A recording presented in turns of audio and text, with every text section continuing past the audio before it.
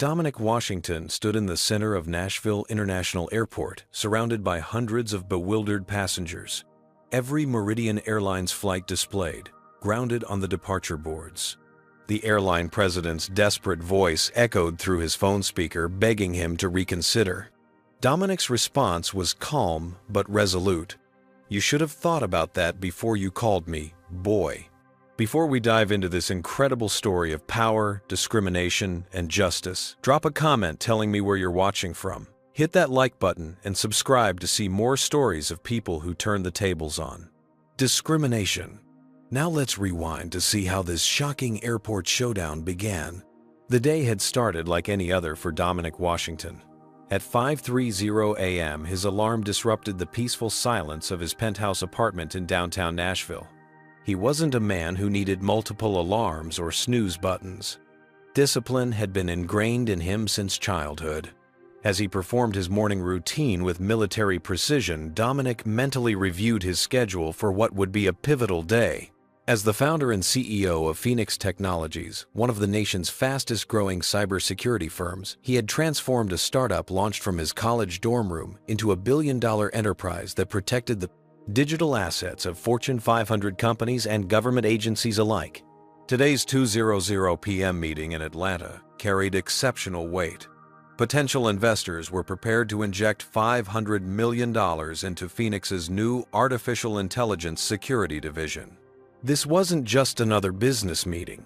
It represented the culmination of 20 years of relentless work, countless sleepless nights, and battles against a system that had never made things easy for someone who looked like him. Dominic straightened his custom charcoal gray Tom Ford tie in the mirror. At 42, his athletic 6'2" frame remained as imposing as during his college basketball days. The subtle flecks of gray at his temples added an air of distinguished authority to his appearance.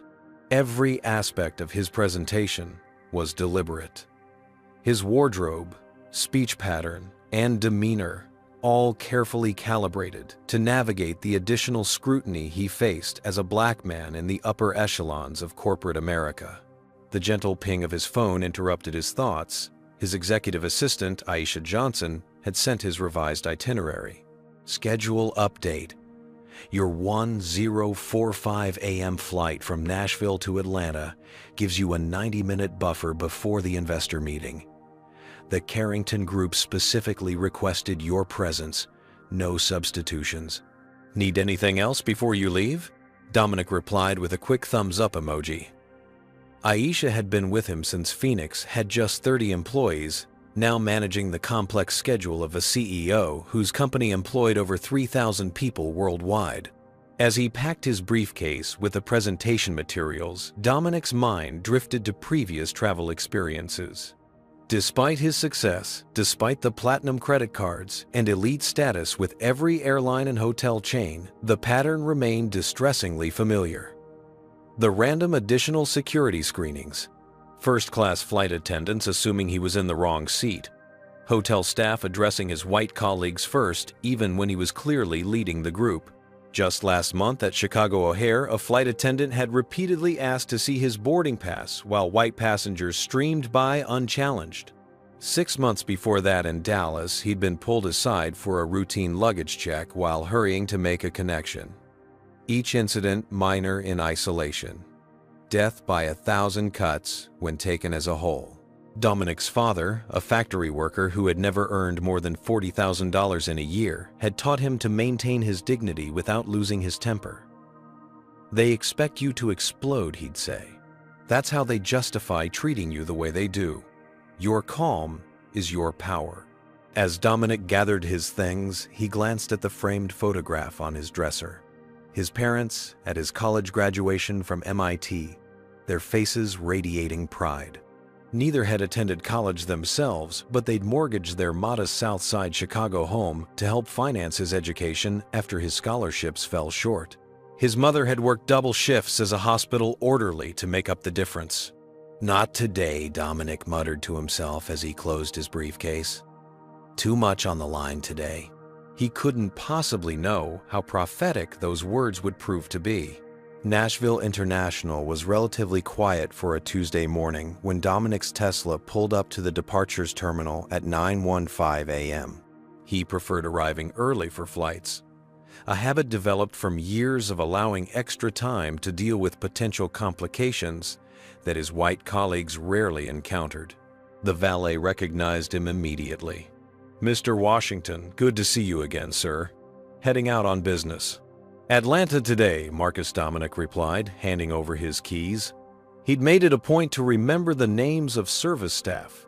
People who, like his parents, often went unnoticed by the wealthy and powerful. "I've got you covered. Have a good flight." Dominic nodded appreciatively. These small, respectful interactions were becoming more common as his face appeared more frequently in business publications and Sunday morning talk shows. Success had made him visible in a way that partially, though never completely, counteracted the invisibility that often came with being black in America. As he strode through the terminal, Dominic noticed the usual mixed reactions. Some recognized him. A few even surreptitiously took photos. Others automatically clutched their belongings closer as he passed, an unconscious reaction that never failed to register like a tiny electric shock to his system. The Meridian Airlines premium check-in counter had only one person ahead of him. While waiting, Dominic reviewed his presentation notes on his tablet. The Carrington Group was known for aggressive questioning, and he wanted to be prepared for any possible scenario. "Next, please." Dominic approached the counter where a ticket agent named Trevor, according to his nameplate, was tapping at his keyboard without making eye contact. "Good morning. Washington Dominic. First class to Atlanta on flight 1287. Trevor continued typing for several seconds before responding, his eyes never leaving the screen. "ID and confirmation number." Dominic presented his driver's license and pulled up the confirmation email on his phone. The booking clearly showed his Platinum Elite status and first-class seat assignment, 2A. Trevor's fingers clacked against the keyboard. His expression shifted subtly as he finally looked up at Dominic. "I'm showing a reservation, but there seems to be an issue with your ticket class."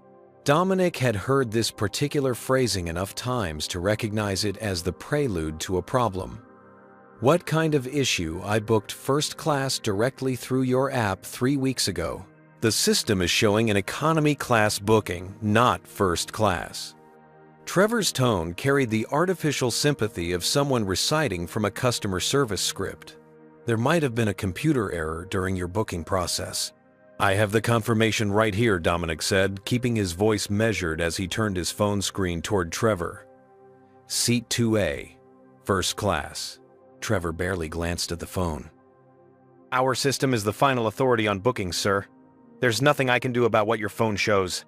Dominic took a deep breath. "I've been a Platinum Elite member with Meridian for 7 years. Can you check my status and see if there are any first-class seats available? First class is fully booked for this flight. I can offer you an economy seat." Trevor was already printing a boarding pass. "That's the best I can do." Dominic glanced at the departure screen overhead. "Flight 1287 to Atlanta first class, 3 seats available." "The board shows 3 open first-class seats," Dominic pointed out. Trevor followed his gaze to the screen and frowned. "That information isn't always up to date. Our system shows first class is full." As they spoke, Dominic noticed a white businessman approaching another check-in agent. He couldn't hear the entire conversation, but the phrases "seat upgrade" and "first available" were clear enough. Within minutes, the man walked away with a first-class boarding pass, smiling broadly. "I'd like to speak with your supervisor, please," Dominic said, his tone professional but firm. He'd learned long ago that displays of frustration, however justified, would only reinforce stereotypes and diminish his position. Trevor's mouth tightened almost imperceptibly. "That's unnecessary, but if you insist, please step aside while I assist other customers." Dominic moved to the side of the counter, watching as 3 more passengers were processed efficiently. Through the glass partition of the first-class lounge, he could see plenty of empty seats. His phone buzzed. A text from Aisha checking if he'd made it through security yet. "Not quite," he typed back. "Minor issue with the ticket. Handling it now." This was unfortunately all too routine. But Dominic Washington hadn't built a technology empire by backing down from obstacles. He would make his flight to Atlanta, and he would make that investor meeting. What he couldn't know was that this routine incident was about to become anything but. After 15 minutes of waiting, during which Trevor pointedly avoided eye contact while assisting other passengers, a woman in a Meridian Airlines blazer approached. Her nameplate identified her as Miranda Keller, Customer Service Supervisor. "Mr. Washington, I understand there's an issue with your booking." Dominic explained the situation calmly, showing her the confirmation email clearly displaying his first-class reservation. Miranda's expression remained neutral as she tapped at the computer terminal. "I see the confusion. While your confirmation shows first class, our system has you booked in economy. This happens sometimes when there's a glitch between the app and our main reservation system. Can you fix it?" Dominic asked. "I've been a loyal Meridian customer for years." "I'm afraid first class is completely booked for this flight," Miranda replied, echoing Trevor's earlier claim despite the departure board still showing available seats. "Perhaps you misunderstood what you were booking through the app." The suggestion that he, the CEO of a technology company, had somehow misunderstood a simple booking app was both condescending and transparent. Dominic had encountered this tactic before. The subtle implication that the problem was his comprehension, not their system or policies. "I didn't misunderstand anything," he stated firmly.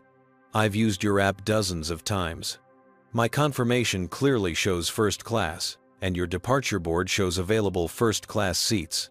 As they spoke, Dominic noticed a white woman approaching the counter with what appeared to be the same issue, a reservation discrepancy. Within moments, Miranda was nodding sympathetically and typing rapidly at her terminal. "We'll get this sorted right away, Mrs. Harrington. It looks like there was a system error, but we have plenty of room in first class. I'll just need to reissue your boarding pass." Dominic watched as the woman walked away with a new first-class boarding pass, thanking Miranda profusely. Several nearby passengers had also noticed the contrasting treatment, with a few exchanging uncomfortable glances. "It seems you were able to resolve a similar issue for that passenger," Dominic observed. Miranda's smile tightened. "Each situation is different, sir." "How exactly is her situation different from mine?" The direct question seemed to fluster Miranda momentarily. Well, she had a different type of booking." Dominic reached into his breast pocket and withdrew a business card, sliding it across the counter. Phoenix Technologies' distinctive logo sat above his name and title, Dominic Washington, Founder and Chief Executive Officer. "I need to be in Atlanta for a critical meeting this afternoon." As a Platinum Elite member who has spent over $50,000 on Meridian flights in the past year alone, I'd appreciate if you could find a solution rather than an excuse. Miranda's demeanor shifted slightly as she processed his title, but her response remained unchanged. "I understand your frustration, Mr. Washington, but there's nothing I can do about your seat assignment. The flight is boarding in 40 minutes. I suggest you either accept the economy seat or book with another airline." The second option was presented, knowing full well that finding another flight to Atlanta on short notice would be nearly impossible. It was a power play disguised as a solution. A small crowd of passengers had gathered nearby, some openly watching the interaction. Dominic was acutely aware of the optics. A black man arguing with airline staff could quickly be misinterpreted regardless of the circumstances. "I'd like to speak with the gate manager," Dominic said, maintaining his composure. Miranda's lips pressed into a thin line. "That won't change anything, but I'll call him." She picked up a phone, speaking in hushed tones. After a brief conversation, she replaced the receiver. "Mr. Bradley will be here shortly. In the meantime, I need to assist other passengers." As Miranda moved to another terminal, an elderly black woman who had been observing the interaction caught Dominic's eye and gave him a subtle nod of solidarity. It was a wordless communication that spoke volumes, the shared understanding of fighting battles that others couldn't see or refused to acknowledge. 5 minutes later, a tall man with thinning hair and a permanent scowl approached. His nameplate identified him as Bradley Thompson, gate manager. His body language, arms crossed, chin raised, projected authority and impatience. "What seems to be the problem here?" he asked, directing the question more to Miranda than to Dominic. Before Miranda could respond, Dominic stepped forward. "The problem is that I booked a first-class seat, have confirmation of that booking, yet your staff insists on giving me an economy seat while the board shows first-class availability. Meanwhile, I've watched as other passengers with similar issues have been promptly accommodated." Bradley barely glanced at Dominic's confirmation email. "Our system shows economy, sir. The app sometimes displays incorrect information." "That's quite a coincidence," Dominic replied evenly. "Does the app regularly make this particular error for passengers who look like me?" Bradley's face flushed. "Are you suggesting something inappropriate, sir?" "I'm stating a pattern of observation. I'm also stating that I can see 3 first-class seats available on your own display board, and I've watched your staff accommodate another passenger with the exact same issue not 5 minutes ago." By now, several other passengers had stopped to watch, some with phones discreetly recording the interaction. Bradley seemed to notice this, his eyes darting around nervously. "Look," Bradley lowered his voice, leaning slightly forward. "You people always want to make everything about race. The system shows what it shows. I've got a flight to manage and don't have time for this." The phrase, "you people," hung in the air like a toxic cloud. Several onlookers audibly gasped. Dominic didn't flinch, having heard variations of this phrase throughout his life. "I expect better from an airline I've loyally flown with for years," Dominic replied, his voice steady but firm. Bradley's patience was clearly wearing thin. "Sir, either take the economy seat or step aside. We're done here."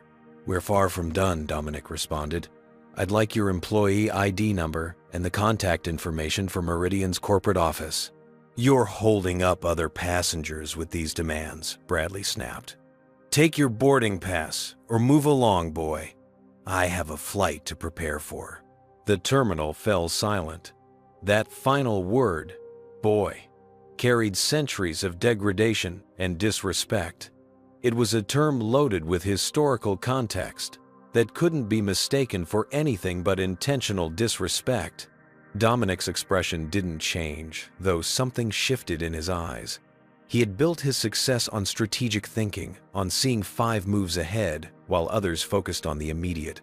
In that moment, a decision crystallized. He would make his meeting in Atlanta. But first, he had another matter to attend to. Have you ever faced discrimination but felt powerless to do anything about it? Or have you witnessed it happening to someone else? Comment 1 if you've experienced this personally, or 2 if you've seen it happen to others. Don't forget to hit that like button if you're invested in seeing how Dominic responds to this blatant disrespect. What would you do in Dominic's position? Would you accept the economy seat to make your important meeting, or would you stand your ground? And what could Dominic possibly do in just 14 minutes that would ground an entire airline? Let's find out what happens next. The word "boy" seemed to echo through the terminal, creating a moment frozen in time. Several passengers who had been pretending not to watch the confrontation now stared openly, their expressions ranging from shock to discomfort to indignation. An older black couple exchanged a knowing glance that contained volumes of shared history with that particular word. Bradley appeared to realize his mistake almost immediately, his face flushing as he registered the reactions of those around him. For a split second, fear flashed across his features.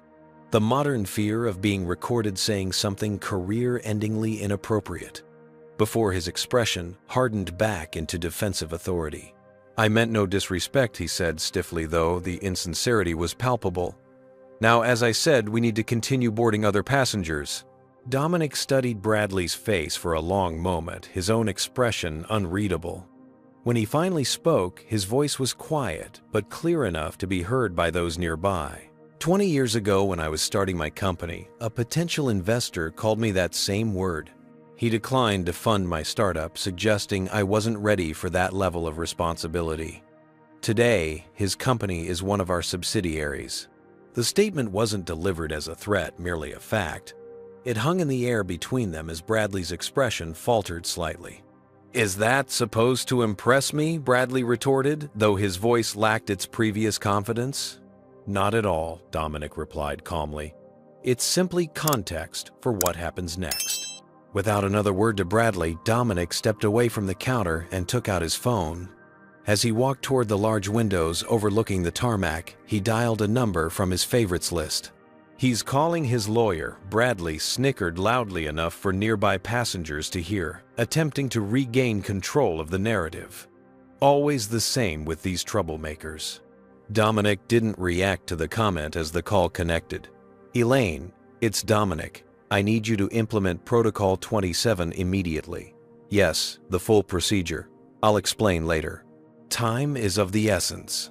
The brevity and cryptic nature of the call didn't provide the dramatic scene that some onlookers might have expected from someone who had just been publicly humiliated.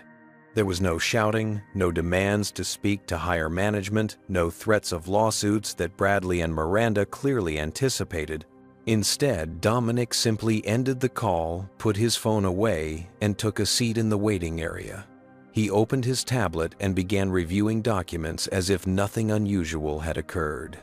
Bradley, who had been watching for Dominic's next move, seemed almost disappointed by this anticlimactic response. After a moment of uncertainty, he returned to the gate desk, exchanging a confused glance with Miranda. As Dominic sat reviewing his presentation for the Atlanta meeting, a young white woman approached him hesitantly. "Excuse me," she said. "I saw what happened. That was completely unacceptable, how they treated you. I'd be happy to be a witness if you need one."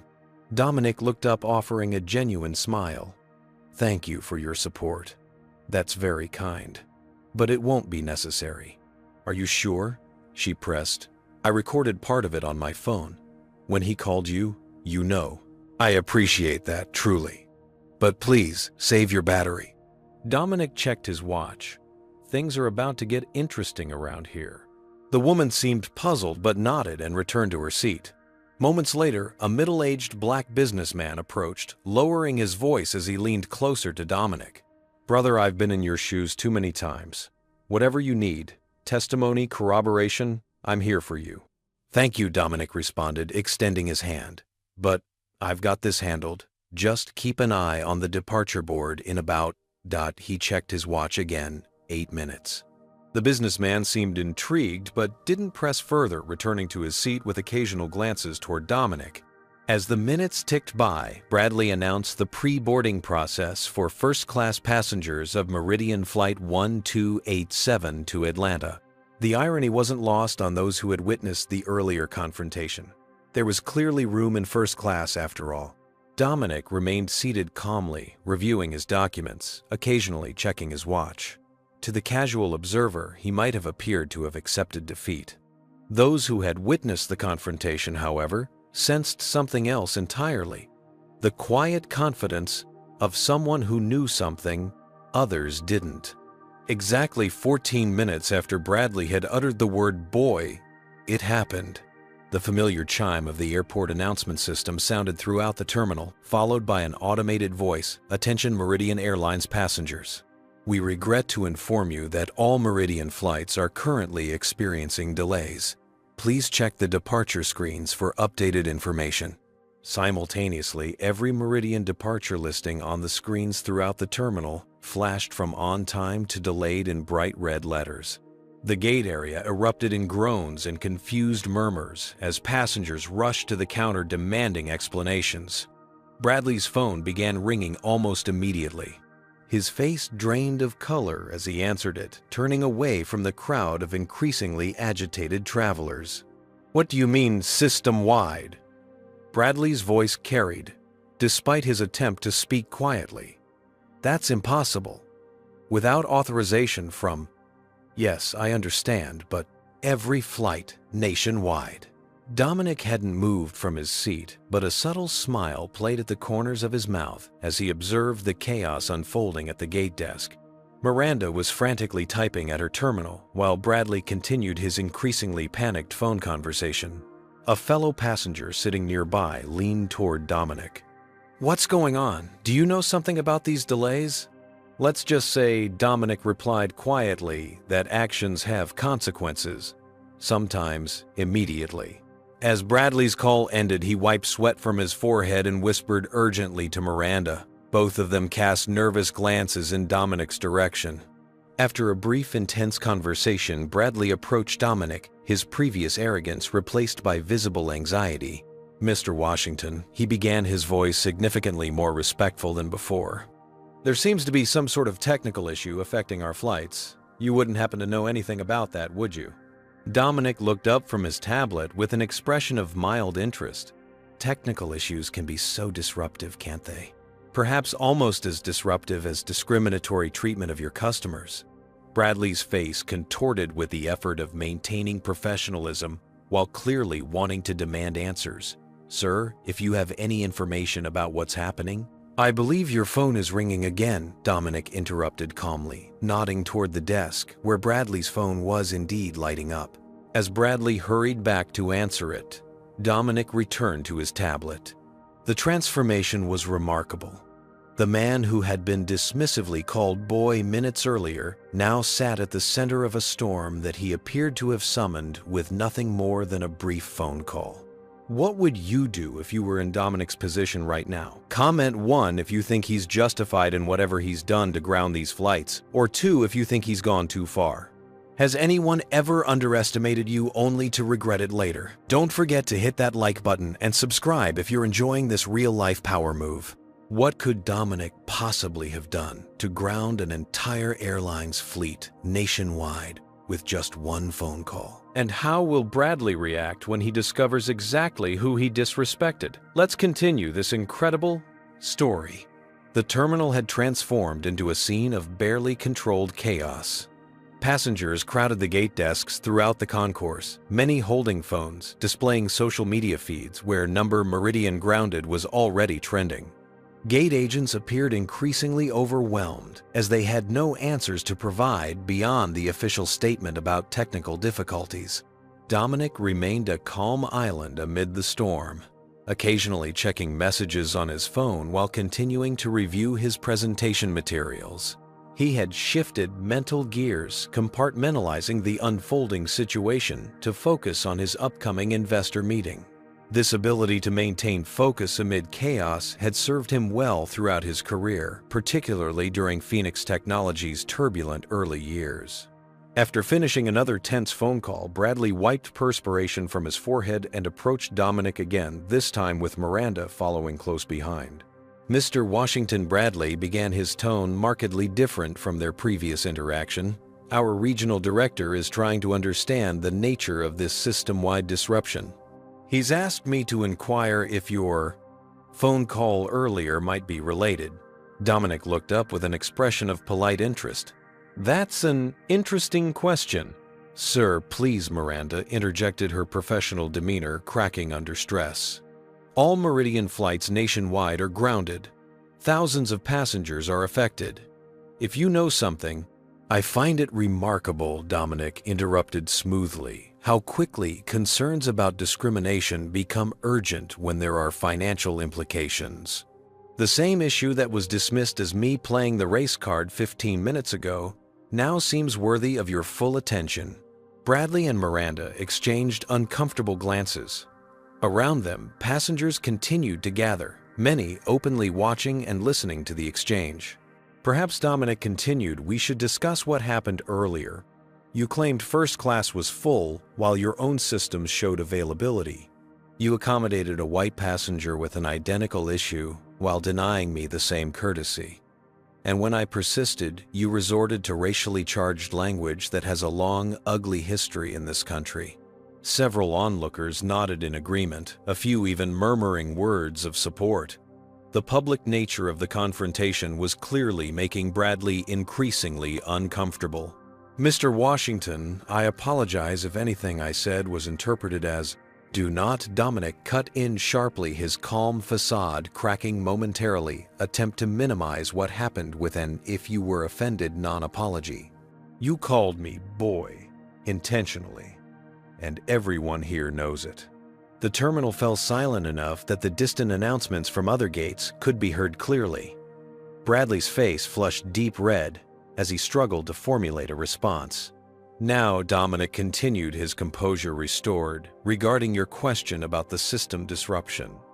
Let me share some information you might find relevant. He gestured for them to sit in the empty seats beside him, which they did reluctantly. Dominic lowered his voice, though several nearby passengers leaned in to listen.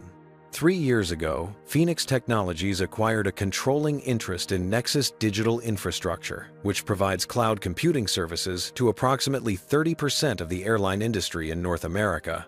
Bradley's expression remained confused, but Miranda's eyes widened with dawning comprehension. One of our largest clients, Dominic continued, is Meridian Airlines' parent company, Sky Alliance Group. Phoenix not only manages their entire digital reservation and operations systems, but also holds a 31% ownership stake in the company itself. The color drained from Bradley's face as the implications became clear. "You're," Bradley stammered. "A major shareholder," "Yes," Dominic confirmed, "as well as the CEO of the company that controls your entire digital infrastructure. I'm also a board member of Sky Alliance Group, with emergency powers related to system integrity and security." Miranda covered her mouth with her hand, her eyes darting between Dominic and Bradley. "Protocol 27, Dominic explained, is our emergency response to potential security threats within client systems. It initiates a controlled temporary shutdown of all digital operations pending executive review. It can only be authorized by 3 people in the entire organization. I happen to be one of them." The revelation hung in the air for several seconds before Bradley found his voice again. You deliberately grounded our airline because of a seating dispute." "No," Dominic corrected firmly. "I initiated Protocol 27 because a Meridian employee demonstrated blatant racial discrimination against a passenger, then used a historically racist slur when that passenger asserted his rights. That suggests a culture of discrimination that may extend beyond this isolated incident, a culture that Meridian's shareholders would certainly consider a significant liability." As this conversation unfolded, another Meridian employee rushed to the desk and whispered urgently to Miranda, who excused herself to answer a call on the gate phone. Her expression grew increasingly alarmed as she listened to whoever was on the line. "Mr. Bradley," she called, holding the receiver away from her mouth. "It's Mr. Parker. The president wants to speak with you immediately." Bradley nearly tripped over himself in his haste to reach the phone. "Jeffrey." "Yes, sir. I understand the severity." "No, sir. I don't know why." "Well, there was a situation with a passenger, but..." His voice trailed off as he listened, his face growing paler by the second. After a moment, he extended the phone toward Dominic with a shaking hand. He wants to speak with you, Mr. Washington." Dominic rose unhurriedly and approached the desk, taking the phone while maintaining eye contact with Bradley. Rather than holding it privately to his ear, he pressed the speaker button so that those nearby could hear. "This is Dominic Washington." "Mr. Washington, this is Jeffrey Parker, president of Meridian Airlines." The voice on the speaker sounded tense and bewildered. "I'm told you might have information about the system-wide grounding of our fleet. We have over 300 aircraft currently unable to take off, costing us approximately $250,000 per minute." "I'm aware of the financial implications, Mr. Parker," Dominic replied calmly. "And yes, I do have information about the situation. In fact, I authorized it."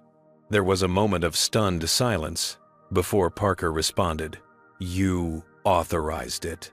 On what authority?"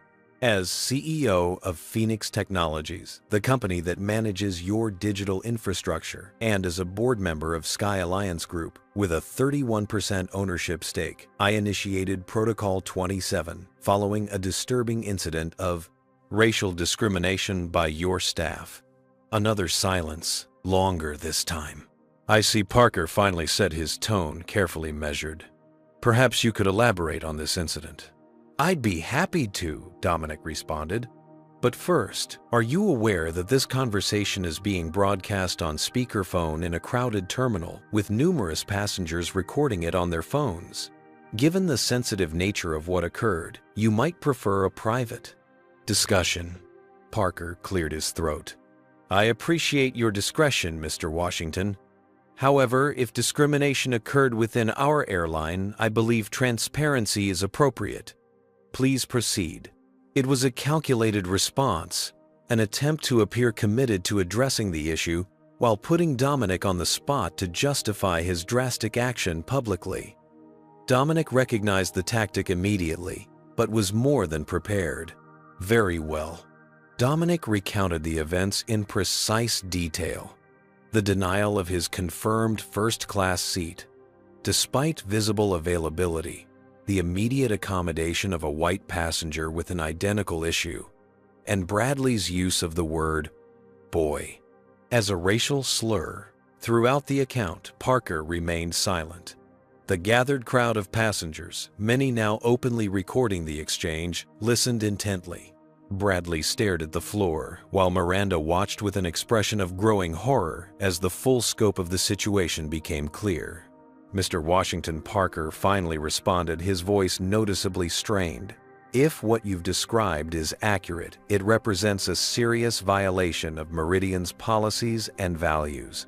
I want to personally assure you that we will investigate this matter thoroughly." "With respect, Mr. Parker," Dominic countered, "promises of investigation are the standard corporate response when incidents like this become public. They rarely result in meaningful change." "What would you suggest?" Parker asked, a note of resignation creeping into his voice. Dominic's gaze swept over the crowd of passengers, the gate staff, and finally settled on Bradley, who still couldn't meet his eyes. "I have several specific conditions for the immediate resumption of Meridian's operations," he stated. "And given that every minute of delay costs your company $250,000, I suggest we discuss them promptly." The ball was now firmly in Dominic Washington's court, and everyone in the terminal knew it. The terminal had fallen into an expectant hush. Even passengers who had been angrily demanding information about their delayed flights now gathered around, sensing they were witnessing something extraordinary. Cell phones recorded from every angle as Dominic Washington, standing at the Meridian Airlines gate desk, held the fate of an entire national carrier in his hands. "My first condition," Dominic stated clearly into the speakerphone, "is an immediate and public acknowledgement from Meridian Airlines regarding the discriminatory treatment that occurred today, along with a genuine apology, not a carefully worded statement crafted by your legal department to minimize liability." Jeffrey Parker's sigh was audible through the speaker. "Agreed. I can issue that statement personally within the hour." Second, Dominic continued the immediate termination of both gate manager Bradley Thompson and ticket agent Trevor Mills for discriminatory practices and creating a hostile environment for passengers. Bradley's head snapped up, his face contorted with shock and outrage. "You can't just—" "Quiet," Miranda hissed, grabbing his arm. There was a pause on the line before Parker responded. "Meridian has specific procedures for employee termination that include—" "Every minute you deliberate costs your company another $250,000, Mr. Parker," Dominic interjected smoothly. "And I should mention that social media is already flooded with passenger accounts of what transpired here. The hashtag number Meridian Grounded is trending nationally." This wasn't an exaggeration. Around the terminal, passengers were sharing videos of the confrontation, many tagging news outlets and adding commentary about witnessing discrimination firsthand. The story was spreading faster than any corporate communications team could hope to contain. "We can arrange for their immediate suspension pending review," Parker offered. "That's not sufficient," Dominic replied firmly. "Racial discrimination isn't a matter for prolonged internal review. It requires decisive action, particularly when witnessed by dozens of passengers. The evidence is unambiguous." Another pause, longer this time. "Very well," Parker finally conceded, tension evident in his voice. "Immediate termination." Bradley's face drained of all color.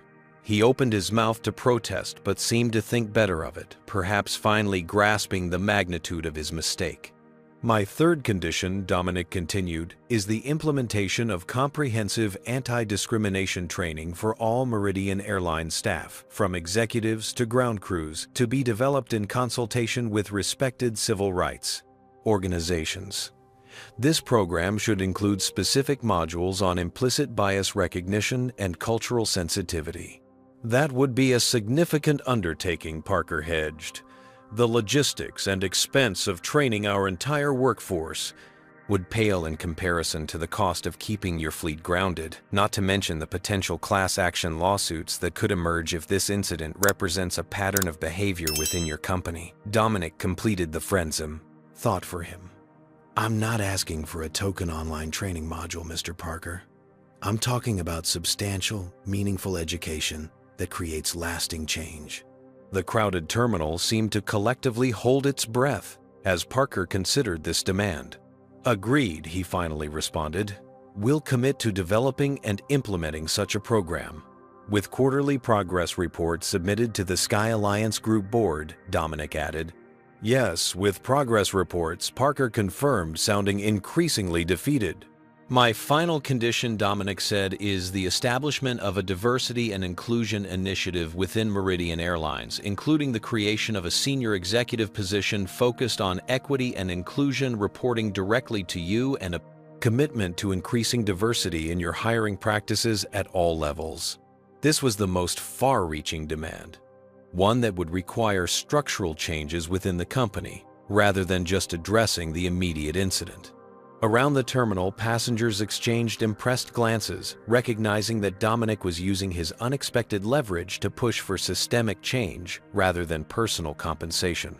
Mr. Washington Parker began his tone cautious. While I appreciate your concern for these issues, creating new executive positions and restructuring our hiring practices would require board approval and significant. As a major shareholder and board member of your parent company, Dominic interrupted, I can assure you that board approval can be expedited. And again, every minute we debate costs your company another $250,000, while passengers across the country grow increasingly frustrated. The mathematical reality was undeniable. If the conversation continued much longer, the financial damage to Meridian would exceed the cost of implementing even the most ambitious diversity initiative. I'll need to consult with our executive team about the specifics, Parker said. You have 2 minutes to decide, Dominic replied calmly. After that, I'll be forced to conclude that Meridian Airlines is unwilling to address structural discrimination within its organization, and I'll need to reevaluate Phoenix Technologies' relationship with your company. Entirely. The threat was clear. Not just continued grounding of flights, but potentially the termination of the technological infrastructure that kept Meridian functioning at all. The 2 minutes that followed were perhaps the most expensive silence in Meridian Airlines history. Throughout the terminal, passengers and staff alike watched the digital departure boards, where every Meridian flight remained listed as delayed in glaring red letters. Some had pulled up financial news apps on their phones, noting that Meridian's stock price was already beginning to slide as news of the nationwide grounding spread. Mr. Washington Parker finally responded, on behalf of Meridian Airlines, I accept all of your conditions. I'll personally oversee their implementation and ensure they're executed with the seriousness they deserve. A ripple of reaction spread through the crowd, some nodding in approval, others appearing stunned by the unprecedented outcome. Thank you, Mr. Parker, Dominic replied. I appreciate your commitment. Now, regarding the current situation with your grounded flights. He glanced at his watch. His 10:45 a.m. flight to Atlanta was now significantly delayed, potentially jeopardizing his crucial investor meeting. I'll contact my CTO immediately to lift Protocol 27. Your system should be operational again within 30 minutes. 30 minutes, Parker exclaimed, the financial implications clearly racing through his mind. Digital security protocols can't simply be switched on and off like a light, Mr. Parker. The system requires a methodical restart to ensure operational integrity. However, Dominic paused, glancing pointedly at Bradley and Trevor, who stood nearby looking shell-shocked. I believe you have some immediate personnel matters to address in Nashville that might occupy those 30 minutes productively. Yes, of course, Parker replied quickly. Mr. Washington, I also want to personally apologize for the treatment you received today. It's inexcusable and in no way reflects Meridian's values. I'd like to offer you a complimentary upgrade to first class for your flight to Atlanta, along with our sincere apologies. Several passengers snickered at the offer of an upgrade to the first-class seat Dominic had already booked and paid for. "I'll accept the seat I originally purchased," Dominic replied evenly. "And I look forward to seeing meaningful changes within your organization." As the call ended, Miranda quickly printed a new boarding pass for seat 2A first class and handed it to Dominic with profuse apologies. Bradley and Trevor were discreetly escorted away by airport security, their employee badges collected before they disappeared down a service corridor. Dominic stepped away from the counter and made another brief call. Within minutes, the departure boards throughout the terminal began changing one by one, from delayed to boarding or on time, each update greeted with cheers from stranded passengers. As Dominic finally settled into his rightful first-class seat on the now boarding flight to Atlanta, his phone buzzed with a text message from Aisha. "Investors saw the number Meridian grounded news. They're impressed. Said they've been looking for a CEO who stands his ground and drives systemic change. Meeting moved to 4 p.m. to accommodate your delay. You may have just turned a potential PR disaster into a $500M win." Dominic smiled slightly as he switched his phone to airplane mode. Sometimes standing up for what's right was also good business. As Dominic's flight taxied toward the runway, flight attendants performed their standard safety demonstrations with an unusual level of attentiveness. Word had spread quickly among the crew about what had transpired at the gate, and the first-class attendant had personally welcomed him aboard with a level of deference that bordered on reverence. "Mr. Washington, it's an honor to have you flying with us today," she'd said, leaning in slightly to add what you did back there. "Thank you." The sincere gratitude in her eyes suggested she might have her own stories of workplace discrimination that had gone unaddressed.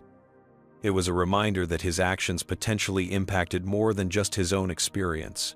As the plane accelerated down the runway, Dominic's phone vibrated in his pocket, a call coming through despite airplane mode being activated. This could only mean one thing: an override from Phoenix Technologies' proprietary communication system designed for emergency executive contact, regardless of standard connectivity restrictions. Glancing around to ensure he wasn't observed, Dominic discreetly checked the caller ID, Jeffrey Parker, Meridian Airlines president. With the plane now climbing steeply into the sky, Dominic made a quick calculation.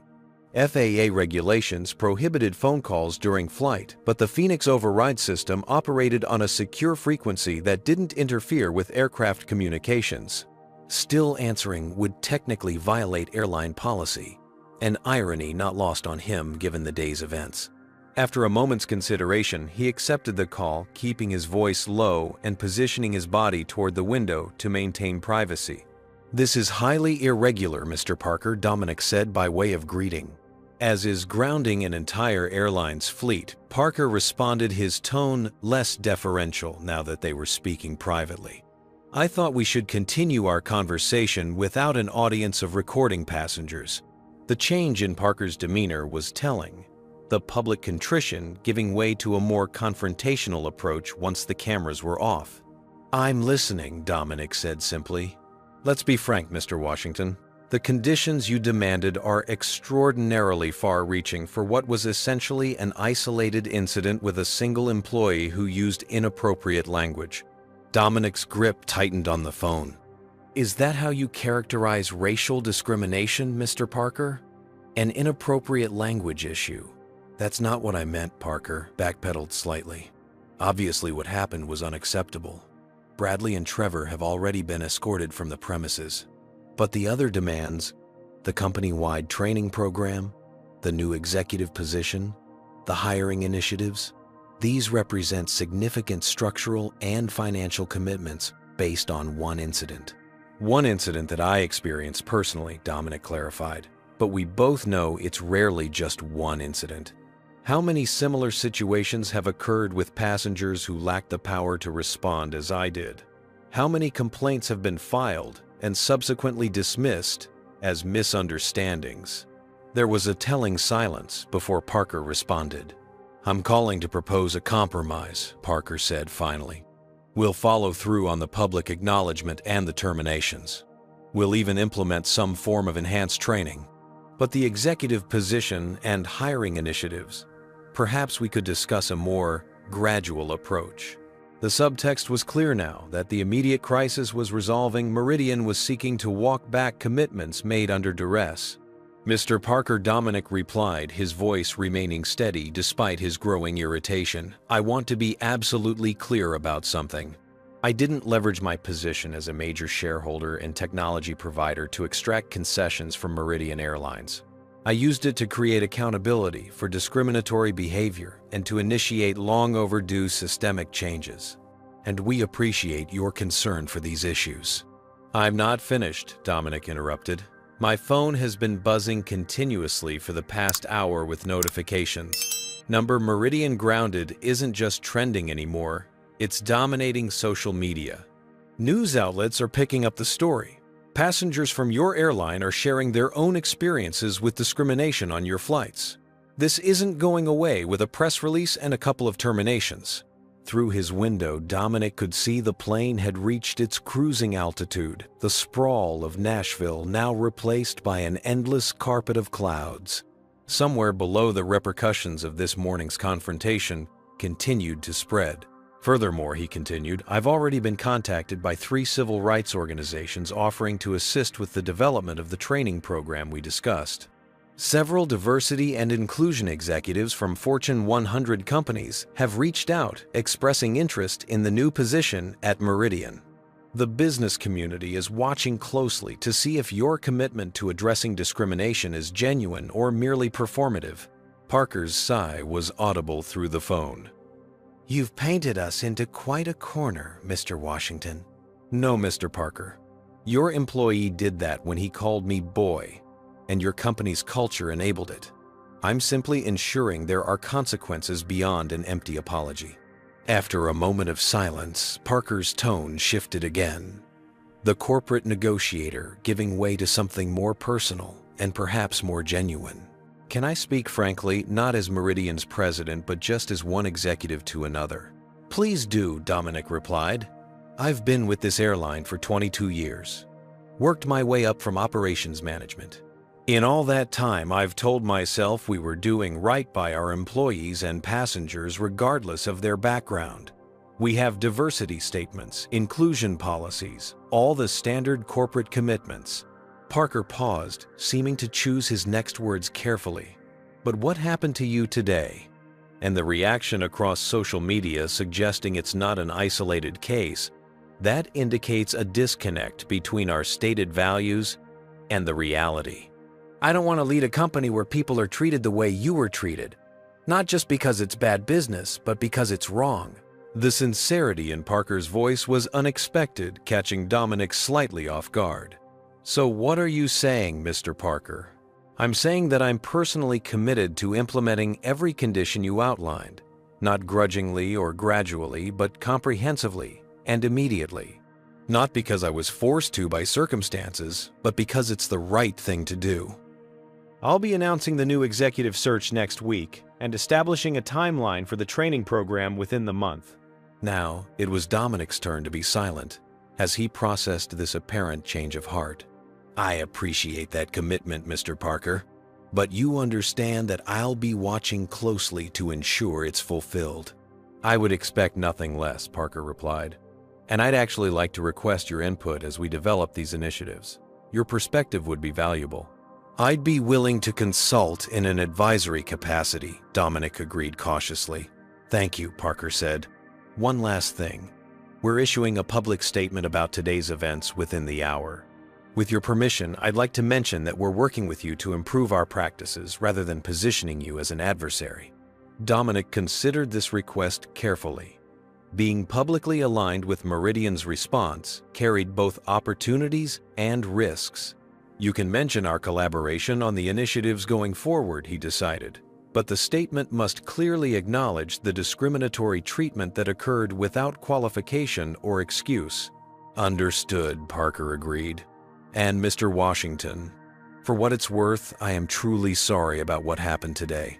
As the call ended, Dominic stared out at the endless sky, reflecting on the unexpected turns the day had taken. What had begun as yet another instance of the discrimination he'd faced throughout his life had transformed into an opportunity to drive meaningful change at an institutional level. His phone vibrated with a text from Aisha. "Just saw Meridian stock is starting to recover as flights resume. News outlets requesting interviews with you. How do you want to handle?" Dominic texted back, "No interviews for now. Focus on Atlanta meeting. This isn't about me. It's about fixing a broken system."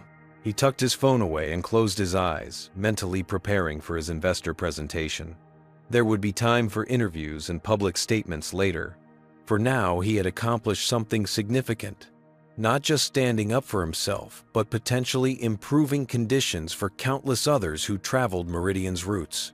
The flight attendant approached with a coffee service, handling his cup with a noticeable reverence. "Mr. Washington," she said quietly, "I just wanted to say, I've worked for Meridian for 12 years. What you did today, it's going to change things for a lot of us. Thank you." Dominic nodded in acknowledgement, recognizing that the day's events had resonances beyond what he could fully comprehend. The real measure of success wouldn't be in the headlines or social media trending topics, but in the experiences of passengers and employees in the months and years to come. Exactly 37 minutes after Dominic's flight departed, Nashville Meridian Airlines issued its official statement across all platforms. The message was notably devoid of the corporate doublespeak and passive voice that typically characterized such communications. This morning at Nashville International Airport, a Meridian Airlines passenger was subjected to discriminatory treatment, including racial slurs, by our staff. This behavior violated our stated values, and more importantly, basic human dignity. We offer our unreserved apology to the passenger involved and to all our customers. Effective immediately, the employees responsible have been terminated. Additionally, Meridian Airlines is implementing comprehensive anti-discrimination training for all staff and establishing a new executive position focused on diversity, equity, and inclusion reporting directly to the President. We are working with civil rights organizations and with Dominic Washington, CEO of Phoenix Technologies, to develop these initiatives. The brief system disruption experienced this morning has been resolved, with all flights resuming normal operations. We thank our passengers for their patience and understanding. The statement was accompanied by a video message from Jeffrey Parker himself, reiterating the points with a gravity that suggested genuine remorse rather than damage control. Within the hour, the story had been picked up by major news outlets. Financial analysts scrambled to explain the connection between Phoenix Technologies and Meridian Airlines, some praising Dominic's leveraging of corporate power for social justice, others questioning whether such drastic measures were warranted. On social media, the narrative had evolved from number Meridian grounded to number corporate accountability, with many users sharing their own experiences of discrimination in travel and other consumer contexts. Several civil rights leaders issued statements commending the concrete steps promised by Meridian, while emphasizing the need for sustained commitment beyond the initial response. As Dominic's flight approached Atlanta, the flight attendant seemed to move with a new awareness, checking on passengers of all backgrounds with equal attentiveness. The racial dynamics of air travel, typically invisible to those who didn't experience discrimination directly, had suddenly become a topic of national conversation. When the plane touched down at Hartsfield-Jackson Atlanta International Airport, Dominic was surprised to find a Meridian customer service representative waiting for him at the gate. "Mr. Washington," the young woman greeted him with genuine warmth. "I'm Keisha Barnes, Senior Customer Relations Specialist. Mr. Parker asked me to personally escort you to your connection and ensure you have everything you need during your time in Atlanta." Dominic assessed Keisha, noting her professional demeanor and the absence of the forced deference that sometimes characterized interactions after the Nashville incident. "Thank you, Miss Barnes, but that won't be necessary. I know my way around Hartsfield-Jackson quite well." "Of course, sir. May I at least assist with your luggage to the terminal train?" "I only have this carry-on," Dominic replied, gesturing to his compact travel bag. "But I appreciate Meridian's attention to customer service." Keisha smiled, understanding the subtle point he was making. If I may speak candidly, Mr. Washington, what happened in Nashville has sparked important conversations among staff across the entire airline today. Many of us have experienced or witnessed similar situations, but felt powerless to address them. Your actions, they've given us hope that change is possible. This perspective, from someone within the organization, added a dimension to the day's events that Dominic hadn't fully considered.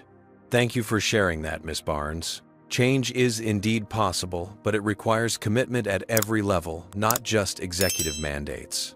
Absolutely, she agreed. There's a group of us already organizing to provide input for the new training program, highlighting real experiences and challenges faced by staff of color. This organic employee response was perhaps the most promising sign yet that the day's events might lead to sustainable change rather than superficial compliance. That's excellent, Dominic said sincerely. Make sure your voices are heard in this process. As Keisha escorted him to the terminal exit, Dominic checked his messages. Aisha had confirmed his car was waiting to take him to the investor meeting, which had indeed been pushed to 4:00 p.m. to accommodate his delayed arrival. She'd also forwarded an email from Jeffrey Parker to the Sky Alliance Group board outlining in detail the steps Meridian would be taking to address discrimination with implementation timelines and accountability measures. Parker had copied Dominic directly, an unusual move that signaled his commitment to transparency in the process. Another message caught Dominic's attention. From Trevor, the ticket agent who had initiated the morning's events. Mr. Washington, I've been terminated from Meridian Airlines, a consequence I fully accept.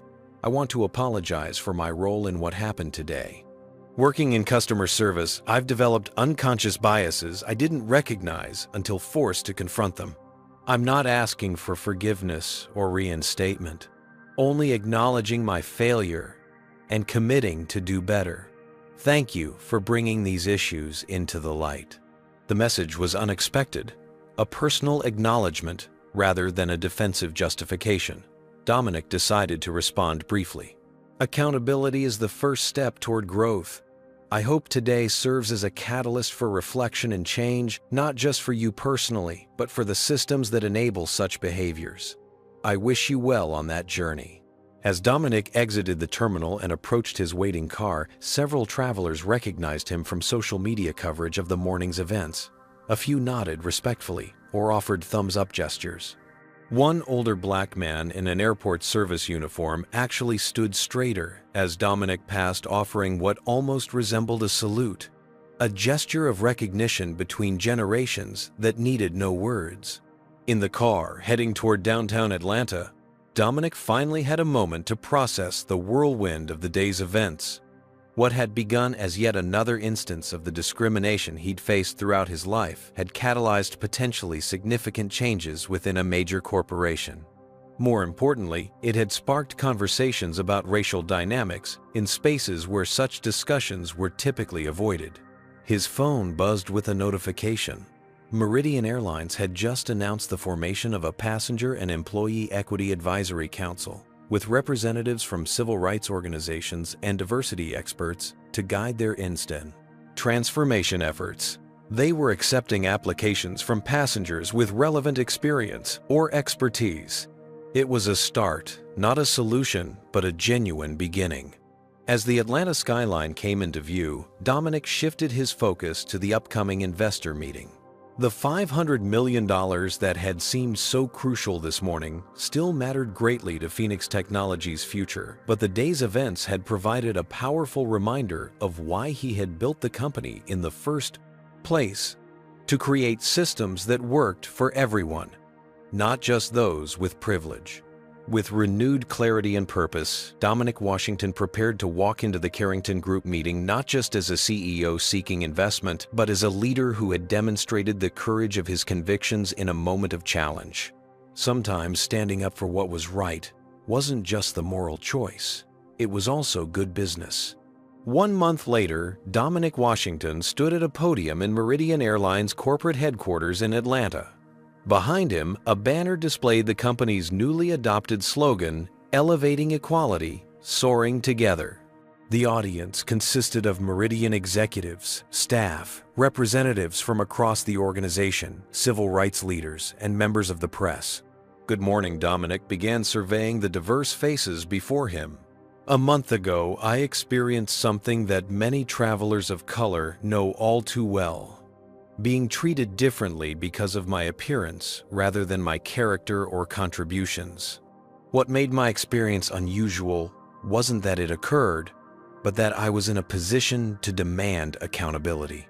He paused, letting the weight of that reality settle among the attendees. Today marks the official launch of Meridian's comprehensive anti-discrimination training program, developed in collaboration with the National Coalition for Civil Rights, the Equal Justice Initiative, and Phoenix Technologies' own diversity consultants.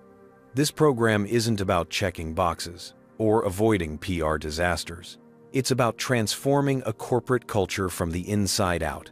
The journey to this moment had been intense and productive. Following the Nashville incident, Dominic's Atlanta meeting with the Carrington Group had proceeded better than he could have anticipated.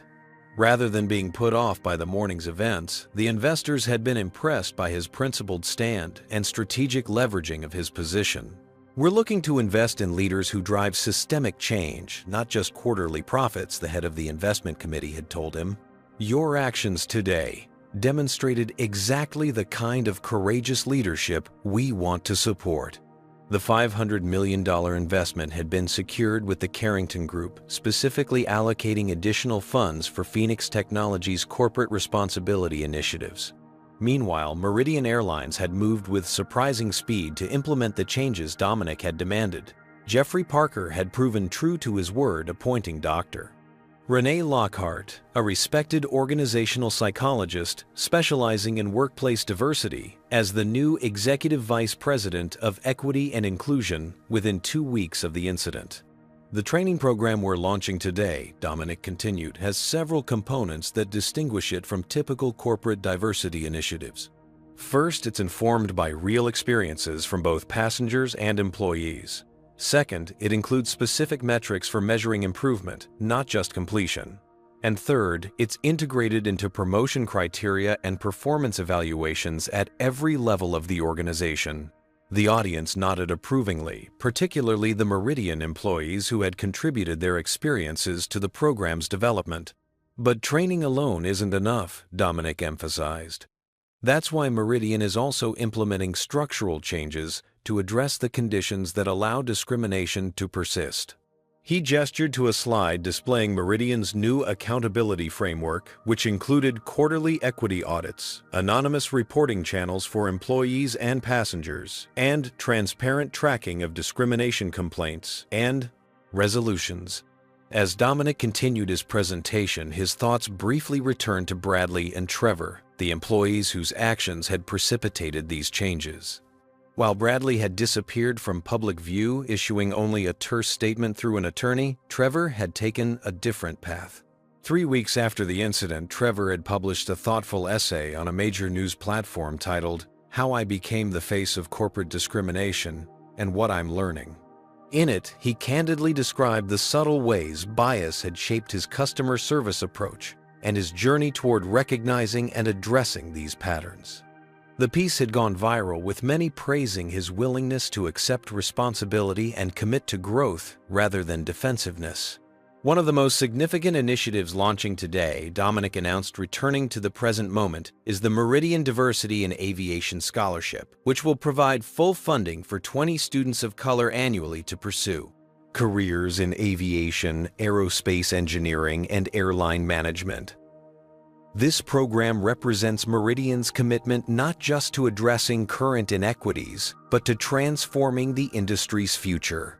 What Dominic didn't mention was that he had personally contributed $1 million to the scholarship fund, matching Meridian's initial investment. He preferred to keep the focus on systemic change rather than individual generosity. As the presentation concluded, Jeffrey Parker joined Dominic at the podium. "Thank you, Mr. Washington, not just for your insights today, but for holding us accountable when we failed to live up to our own stated values," Parker acknowledged publicly. What began as a deeply regrettable incident has catalyzed meaningful change throughout our organization. We have a long way to go, but we're committed to this journey.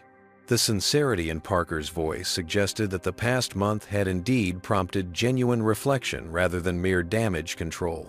The metrics supported this impression. Passenger complaints related to discriminatory treatment had decreased by 37% in just the first month of implementing new protocols, while employee satisfaction scores among staff of color had risen significantly.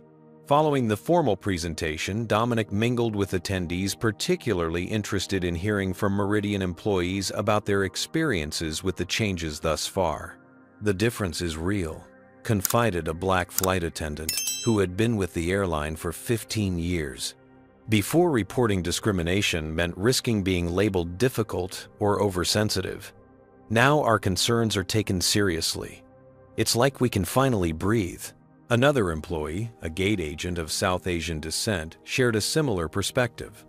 "Last week, a supervisor interrupted a passenger who was berating me with racial slurs. That would never have happened before. They would have just moved me to another position to de-escalate while the passenger faced no consequences." These individual testimonials, more than the corporate metrics or media coverage, affirmed for Dominic that his actions had made a tangible difference in people's daily experiences. As the event concluded, Dominic prepared to board another Meridian flight, this time to San Francisco for a tech conference.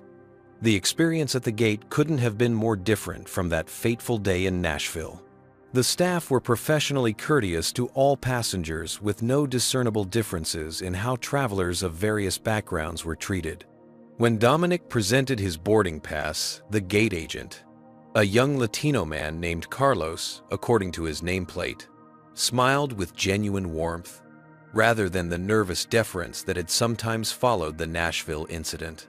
"Thank you for flying with us today, Mr. Washington," Carlos said, simply treating him with the same respect afforded to any first-class passenger. No more, no less. It was precisely the normal, dignified interaction that Dominic had sought that day in Nashville. As Dominic settled into his seat, he reflected on how a moment of discrimination had transformed into a catalyst for change. The incident had become a case study in business ethics classes at several major universities, examining the intersection of corporate power, personal dignity, and social responsibility. Phoenix Technologies had experienced unexpected benefits as well. Applications from diverse candidates had increased by over 200%, and several major corporations had approached them about developing similar training programs for their own organizations. Dominic opened his tablet to review notes for his upcoming conference presentation titled "Technology as an Equalizer Building Systems That Work for Everyone." As the plane taxied toward the runway, a flight attendant approached with a discreet envelope. "Mr. Washington, Captain Reynolds asked me to deliver this to you." Inside was a handwritten note: "I was inspired to pursue my pilot's license after seeing my mother, a flight attendant, face discrimination throughout her career with no recourse. Today, I'm Meridian's youngest black female captain, and I want to thank you for helping create an airline where others like me might face fewer barriers. It's an honor to fly you to San Francisco today." It was signed Captain Jasmine Reynolds, with a small drawing of wings beneath her name. Dominic tucked the note carefully into his jacket pocket. The real measure of success wasn't in policy documents or press releases, but in the lived experiences of people like Captain Reynolds, and in the opportunities now opening for those who would follow her path. As the plane lifted off, Dominic gazed out at the vast horizon. True respect wasn't given out of fear of power, but from recognition of shared humanity. Today's flight was proof that both were possible when those with influence chose to use it for positive change.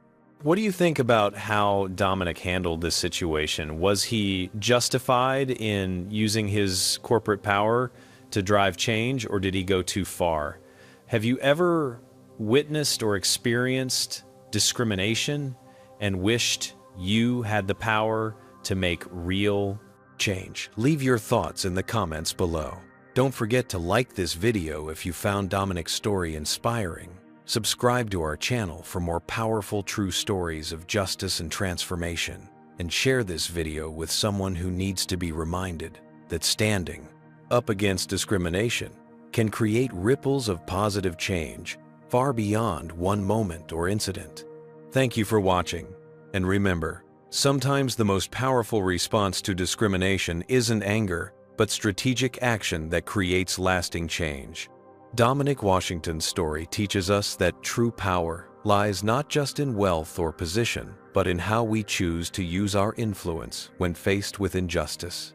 While most people experiencing discrimination lack the leverage to create immediate change, everyone can contribute to systemic transformation through persistent advocacy and strategic action. The incident demonstrates how racial bias remains embedded in everyday interactions, often dismissed as isolated incidents until patterns emerge. Importantly, Dominic didn't just seek personal vindication. He demanded structural reforms that would benefit countless others. His approach balanced righteous anger with calculated strategy, achieving more through calm determination than explosive rage could have accomplished. The story also highlights how institutions often respond to discrimination only when it affects their bottom line, underscoring the need for economic consequences to drive meaningful change. Ultimately, the greatest lesson is that confronting discrimination effectively requires both individual courage and collective accountability, with success measured not by public apologies, but by transformed experiences for those most vulnerable to prejudice. What discrimination have you witnessed or experienced, and how did you respond? Was there a time you wished you had more power to create change? Share your story in the comments below. If this account of standing up against racism resonated with you, please hit that like button and subscribe to our channel for more powerful stories of justice and transformation. Don't forget to share this video with someone who needs inspiration to confront injustice in their own life. Together we can build a world where respect comes from recognizing shared humanity, not from fear of consequences. Thank you for watching, and remember, sometimes a single moment of courage can create ripples of change that transform entire systems.